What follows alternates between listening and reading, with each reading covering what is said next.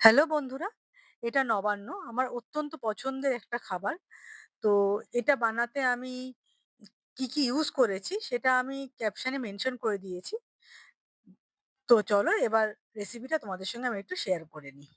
এটা বানাতে আমি ইউজ করেছি একটা গোটা নারকেল, একটা শাঁসওয়ালা ডাব, চিনি, ভেজানো গোবিন্দভোগ চাল আর আদা। তো ১ম এ আমি নারকেলটা কুড়িয়ে নিয়েছি। ডাবটা থেকে জলটা বার করে ডাবের জল আর শাঁসটা আমি আলাদা করে নিয়েছি। ডাবের শাঁসটাকে পাতলা, পাতলা করে কেটেও নিয়েছি। তারপরে ভেজানো গোবিন্দভোগ চাল, কোরানো নারকেল, আদা আর চিনি তার সঙ্গে একটু ডাবের জল দিয়ে ভালো করে একটা পেস্ট তৈরি করেছি। পেস্টটা তৈরি হয়ে যাওয়ার পর বাকি ডাবের জলটা আর যে না ডাবের শাঁসটা আমি কেটে রেখেছিলাম সেটাকে একসঙ্গে মিশিয়ে নিয়েছি।